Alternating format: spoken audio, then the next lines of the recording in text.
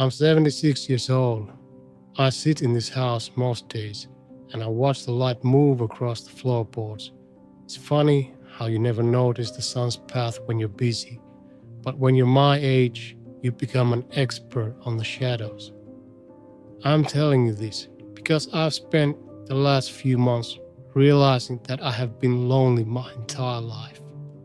Not just since my wife passed, and not just since the kids moved into their own busy worlds. I've been lonely since I was a young man, but I was too successful and too occupied to feel the weight of it. I think about time a lot now. When you're 20 or 30, time feels like an infinite resource. You spend it like a man with a bottomless bank account. You think, I'll get to that later. I'll call him next week. I'll sit down and really talk to her once this project is over. But the projects never really end. They just change shape. And then one day you're 76 and you realize the bank account is nearly empty and you spent most of it on things that don't have any heartbeat. I worked in insurance for 40 years. It wasn't a passion, but I was good at it. I provided. That's what we were told to do, wasn't it? If you provided, you were doing your job. I'd come home at 6 or 7 in the evening, kiss Martha on the cheek and ask how the kids were. But I wasn't really there. I was still thinking about a policy or a difficult client. I was physically in the kitchen, but I was miles away. I remember one night specifically. My son Leo must have been 7 or 8. He came to me with a drawing. It was some creature he'd made up, something with wings and too many legs.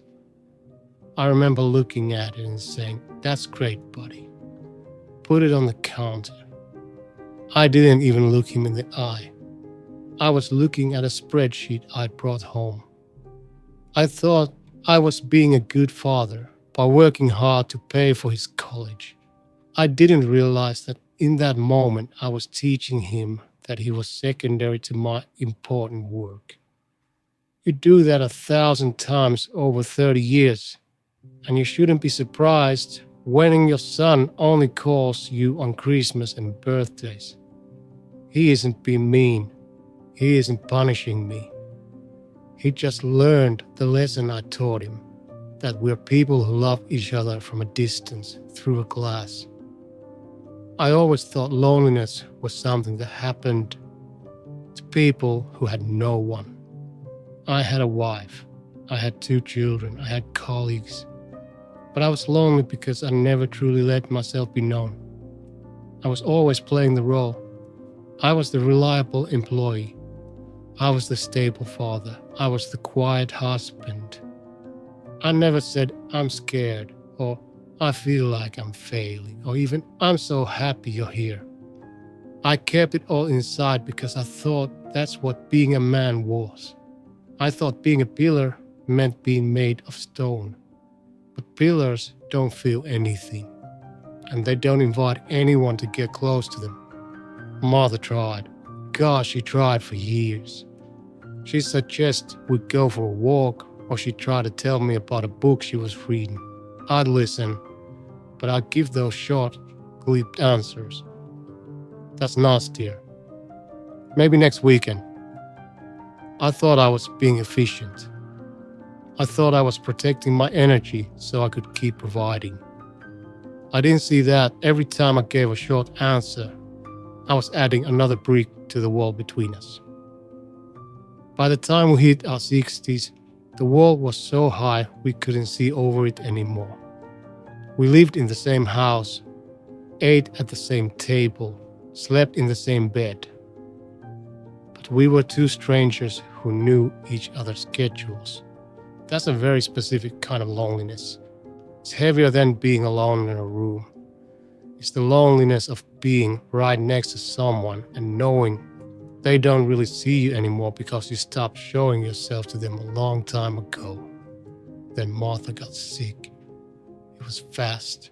It was supposed to be a golden age for us, the retirement we'd saved for. We had the money. We had the time. But we didn't have the habit of intimacy. We didn't know how to be together without the distractions of work or raising children.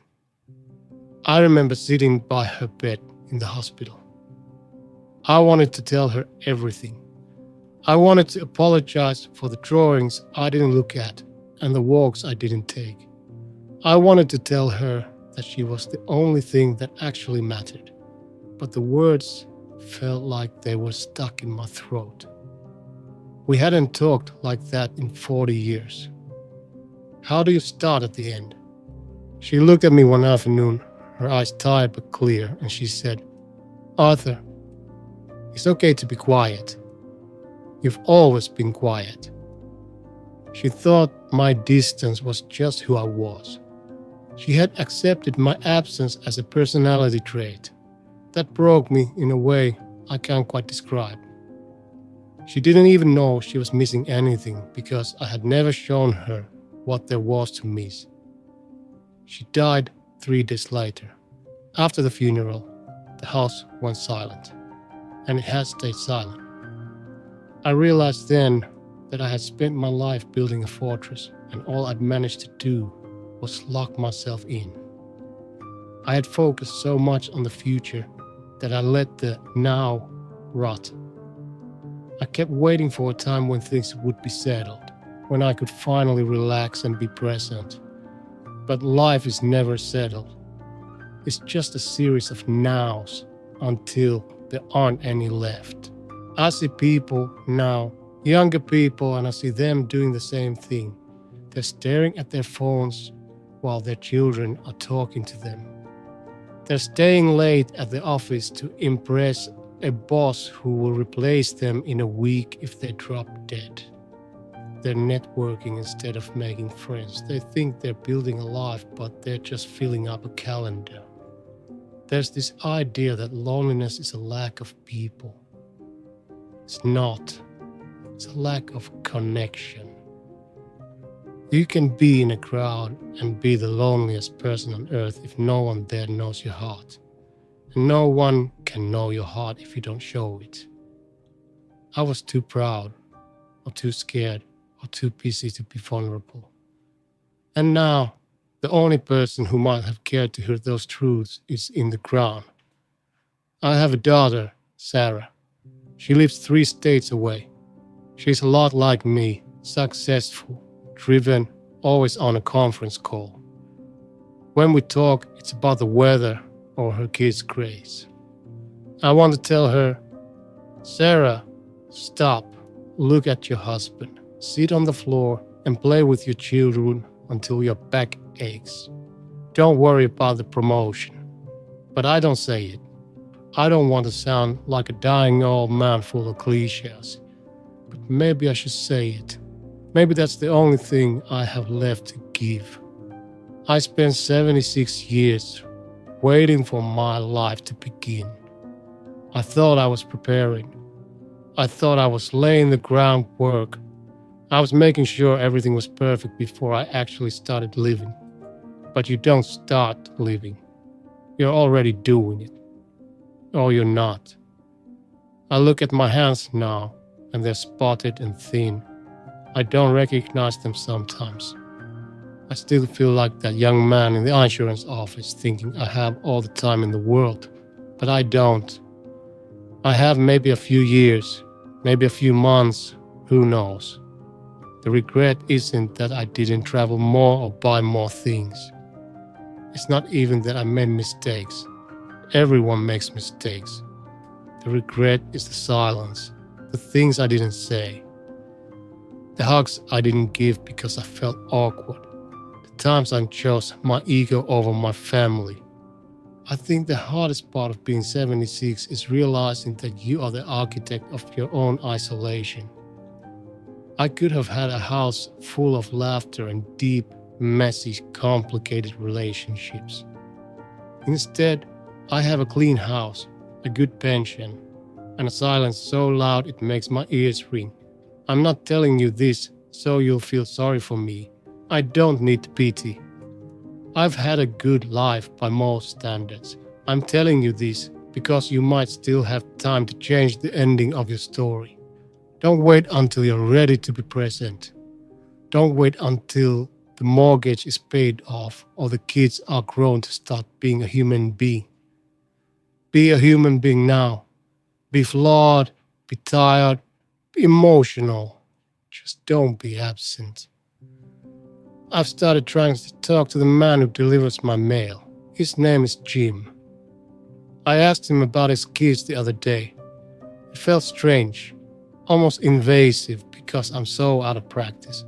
But he smiled and he talked for 5 minutes about his daughter's soccer game. For those 5 minutes, the loneliness lifted just a little bit. It was a tiny connection, but it was real. It's a small thing, I know. It's far too late to fix the big things. I can't go back to 1985 and look at Leo's drawing. I can't go back to 1998 and tell Martha I'm terrified of getting older. Those doors are closed and locked, but I can't talk to Jim. And I can call Sarah even if she's busy. I can tell her I love her without waiting for her to say it first. It's a clumsy late effort, but it's all I've got. If you're listening to this and you're still in the middle of your life, please look around. Not at your to-do list, not at your bank account. Look at the people in the room with you. Really look at them. Notice the way the light hits their hair. Listen to the sound of their breathing. Appreciate the fact that they are there and that they want to be known by you. Don't be a pillar.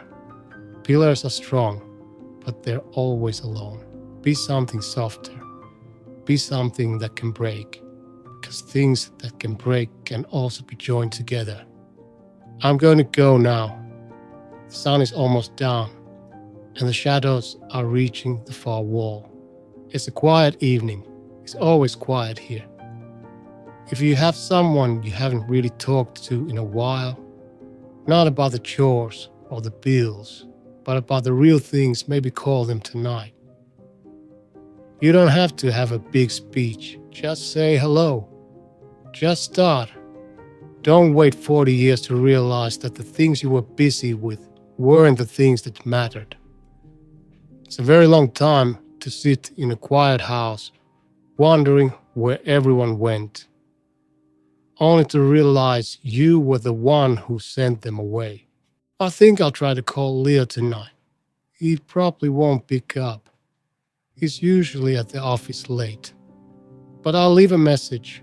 I'll tell him I was thinking about that drawing he made, the one with the wings. I'll tell him I finally really looked at it. It's not much, but it's a start, and at 76, a start is a beautiful thing. Take care of yourselves and take care of each other. That's the only thing that actually stays with you when the sun goes down. If this story reminded you of someone, or if you felt this kind of quiet weight in your own life, I'd appreciate it if you shared your thoughts. It makes the silence a little easier to bear, knowing there are others out there listening. Goodbye for now.